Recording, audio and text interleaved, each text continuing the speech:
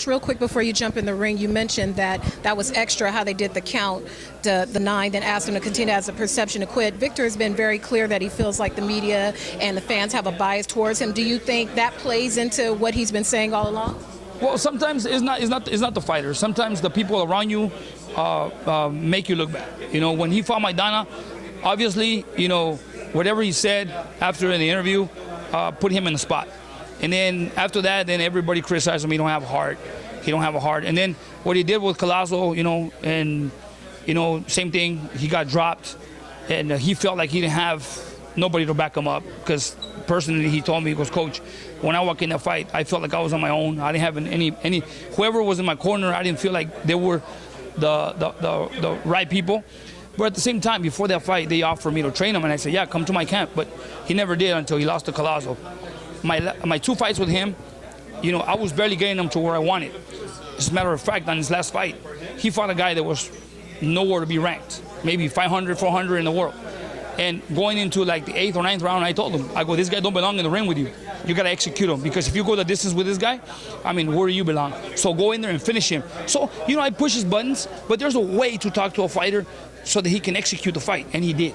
He went in there and stopped the guy, because you cannot go a distance with a guy like that was basically brought in 2 days before the fight.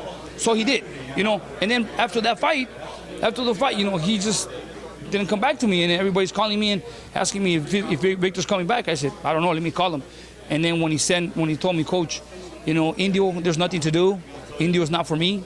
You know, I feel comfortable in Ventura. This is where my friends are. I said, okay, Victor, go ahead. You know, I said, if you want to sacrifice, every champion has to sacrifice. You got to stay hungry from beginning to end. If you lose that hunger in between, you're not going to go anywhere. And he goes, well, Coach, I've lived around sacrifices all my life. I said, all right, you know, good luck. If there's anything I can do for you, let me know. I'm here. I called him the night before the fight. Told him, hey, I try to give him a little bit of advice, you know, tell him, hey, this is the point, this is the time where you need to shine. And this is the moment that you need to prove to the world who you really are. Show it to them. And he goes, yeah, Coach, I got this. Okay, show it.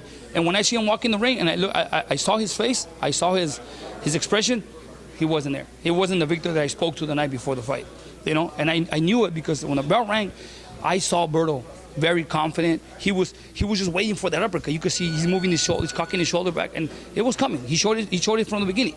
And then when he got him, he executed him. Victor didn't execute Berto when he dropped him, and that's what happened. What do you say from how you've expressed yourself through social media?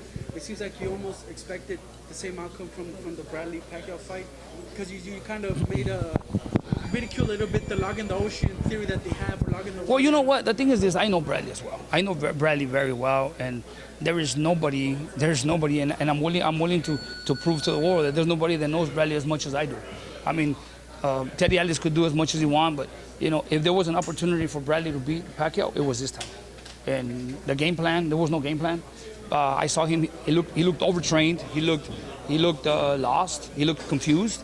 And I feel bad for him, you know, because I mean, I was with him for so long, and it bothers me that I feel like I had my hands tied behind my back, you know, and I could have done something for him. But hey, you know, it is what it is. I'm moving on. I got other fighters. I got a great stable, and we move on. Sometimes, you know, we make wrong decisions and we make right decisions. And the day of the fight, what happened? I don't think it happened just overnight. It was just the whole training. His mind wasn't 100% in camp, because I could see him. He's doing a lot of traveling. He's in one place and then he's in another place. So he's not 100% committed to a full camp. You know, even when he was with me, and sometimes wake up in the morning and, hey, where's Victor? He's gonna run. Oh, he woke up at 2 in the morning and he drove to Ventura. He'll be back today. It's like, okay, he's never steady. He's never steady. His mind is always everywhere else, you know. And you can tell, poor Victor. There was a point in his career where he just lost that morale, you know. And he just wants to do it. He wants to keep doing it to prove to the people. But once he's in there, I mean, it's like, oh shit, I'm here again, you know. And that's just the way it is in boxing. Coach, where do you think it went? You cannot give him space. You cannot let him think. You gotta take it to him. Be on his face, especially when you got power like Victor Ortiz. You cannot give anybody a chance to recover. You know, if you have him dead, keep him dead and don't let him come up. What would you suggest the next logical step for Victor Ortiz? What would you say he does next? I'm not the right person to suggest what he wants to do with his life. I mean, hey, he's not with me anymore. I mean, I like the kid. He's a very humble person. I mean, he's done a lot. But I just, after this loss, and the way he lost the fight, it's gonna be really hard. It's gonna be a longer road for him to get to the top again. And then the sad part was that he didn't quit. You know, the referee made it seem like he did. Honestly, on the count, if you watch the count, at the count of 7, 8, he wasn't still up. So that fight should have been over. Like, the referee should have just said, it's done. He shouldn't have asked him, you want to continue?